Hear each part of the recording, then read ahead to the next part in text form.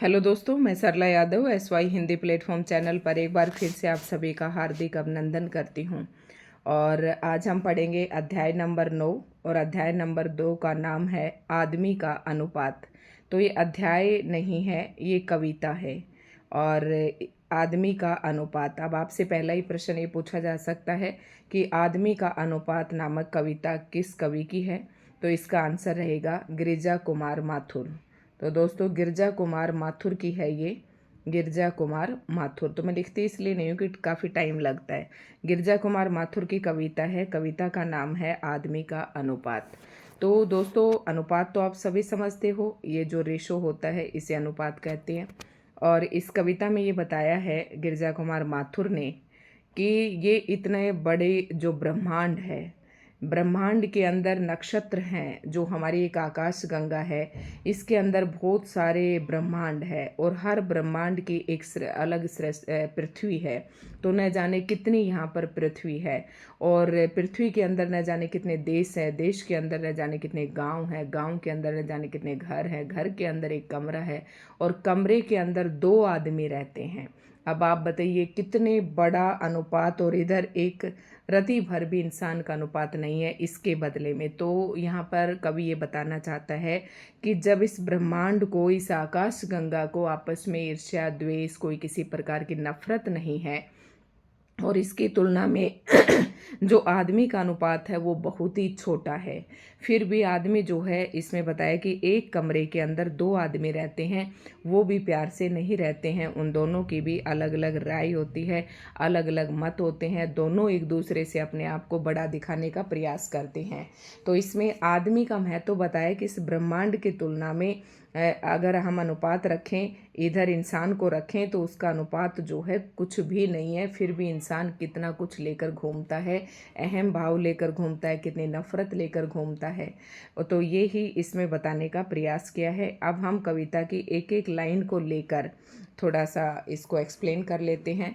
2 व्यक्ति कमरे में, कमरे से छोटे, कमरा है घर में। अब देखना, कह रहे कि 2 व्यक्ति हैं, एक ही कमरे में रहते हैं, कमरे से छोटे हैं। देखिए, इंसान को क्या कहा है कि वो दोनों आदमी कमरे से छोटे हैं। कमरा भी घर में है, मतलब कमरा भी बहुत छोटा है। और घर किस में है? एक मोहल्ले में। देखना, ये 2 कमरे हैं, फिर इसके अंदर 2 इंसान रहते हैं, और ये कमरा जो है किसके अंदर है? ये घर के अंदर है। घर किस में है? मोहल्ले में है। और मोहल्ला किस में है? नगर में है। और फिर नगर किस में है? प्रदेश में है। और प्रदेश में भी कई देश हैं। फिर देखना तुम, आदमी का अनुपात क्या आता है ये बताने का प्रयास किया है। तो कवि गिरिजा कुमार माथुर यहाँ पर आदमी का अनुपात बताते हुए कहते हैं, 2 व्यक्ति कमरे में, और कमरे से छोटे हैं दोनों व्यक्ति। कमरा है घर में, घर है मोहल्ले में, मोहल्ला नगर में, नगर है प्रदेश में, प्रदेश कई देश में, देश में कई सारे प्रदेश होते हैं, देश कई पृथ्वी पर, मतलब जो देश हैं वो भी कई सारी पृथ्वी पर है, पृथ्वी एक जगह नहीं है। अनगिनत नक्षत्रों में, नक्षत्र होते हैं जो तारे, सितारे, चांद तारे हैं हमारे, उन्हें नक्षत्र कहते हैं। तो कह रहे अनगिनत नक्षत्रों में, तो चांद तारों को ही हम नहीं गिन पाते हैं। कह रहे कि ये जो पृथ्वी है इस पर अनगिनत नक्षत्र हैं, पृथ्वी एक छोटी, करोड़ों में एक, सबको समेटे हैं। कह रहे कि करोड़ों में एक है पृथ्वी का। अगर हम अनुपात देखें तो वो करोड़ों में, मतलब 100 लाख ले लें तो आपका 1 करोड़ बनता है। तो कह रहा करोड़ों में एक है पृथ्वी, और इस पृथ्वी पर इंसान रहता है, और ये पृथ्वी भी सबको समेटे है, पृथ्वी भी सबको समेटे हुए है। परिधि नभ गंगा की, नभ गंगा मतलब ये हमारी जो आकाश गंगा है, परिधि का मतलब जैसे अगर ये हमारी आकाश गंगा पूरा संसार है, ये इसको जहाँ पर मैं लाल लाल लाइनें घुमा रही हूँ ये परिधि होती है, गोल घेरा जो है परिधि, जो आकाश गंगा की, मतलब ये सारी आकाश गंगा लगा लो। तो इस आकाश गंगा के अंदर लाखों ब्रह्मांड है, लाखों, 100,000 लगाएंगे जब 1 लाख बनता है। कर लाखों ब्रह्मांड है इसके अंदर, और हर ब्रह्मांड में कितनी ही पृथ्वियां हैं। तो तुम अंदाजा लगाना कि इंसान का अनुपात क्या है इसके अंदर। हर ब्रह्मांड में न जाने कितनी पृथ्वियां हैं, कितनी भूमियां हैं, कितनी ही सृष्टियां हैं। यह है अनुपात आदमी का, विराट से कह रहा है कि एक तरफ ये विराट ब्रह्मांड आकाश गंगा है, इस आकाश गंगा के अंदर न जाने कितने ब्रह्मांड है, इस ब्रह्मांड के अंदर न जाने कितनी सृष्टियां हैं, इन सृष्टियों के अंदर न जाने कितनी पृथ्वी हैं, और पृथ्वी के अंदर न जाने कितने देश है, देश के अंदर कितने प्रदेश हैं, प्रदेश के अंदर कितने नगर हैं, नगर के अंदर कितने घर हैं, मोहल्ले हैं, मोहल्ले के कितने घर है, घर के अंदर न जाने कितने कमरे हैं, और एक कमरे के अंदर 2 आदमी, उनका अनुपात बताया है। कह रहा है कि इस विराट ब्रह्मांड में यह है आदमी का अनुपात। तो आप समझ सकते हैं पूरे ब्रह्मांड के सामने कितनी तुच्छ सी, कितनी छोटी सी चीज है इंसान। आदमी का यह है आदमी का विराट से, इस पर भी आदमी, फिर कह रहा है कि इतने विराट ब्रह्मांड में भी आदमी का जो अनुपात है बिल्कुल छोटा सा है। इस पर भी जो है आदमी ईर्ष्या, अहम का मतलब अहंकार, स्वार्थ, घृणा मतलब नफरत, अविश्वास में लीन रहता है। संख्यातीत संख से दीवारें उठाता है, मतलब कितनी दीवारें बनाता है इस दुनिया में कि तू अलग मैं अलग, एक दूसरे को अपने आप से बड़ा दिखाने का प्रयास करता है, दूसरे का मालिक समझता है अपने आप को।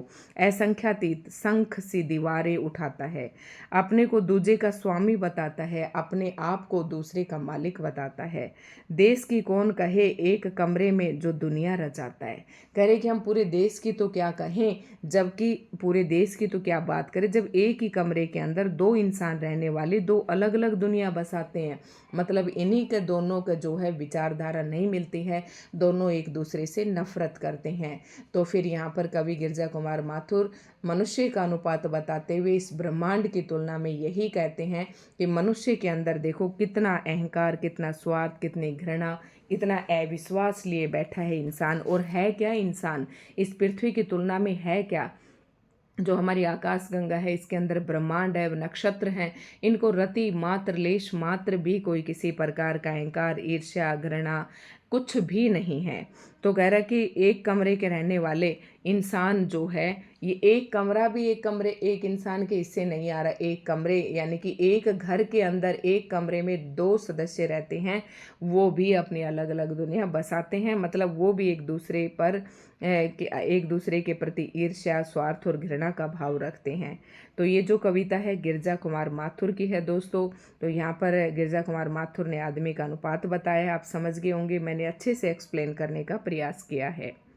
अब यहाँ पर कवि परिचय देख लेते हैं। गिरजा कुमार माथुर का जन्म मध्य प्रदेश के अशोकनगर जनपद में हुआ था। इनका पिता जो है देवीचरण माथुर भी कविताएं लिखते थे। गिरजा कुमार माथुर आकाशवाणी में महत्वपूर्ण पदों पर रहे।